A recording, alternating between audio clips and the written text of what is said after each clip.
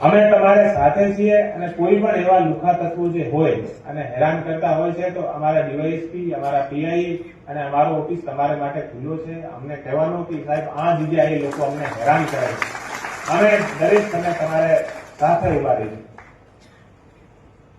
અને મને એવું પૂરો ભરોસો છે કે આપણે બધા સાથે મળીને અને એક બહુ સારો અહીંયા આપણે એક માહોલ ઉભો કરીશું.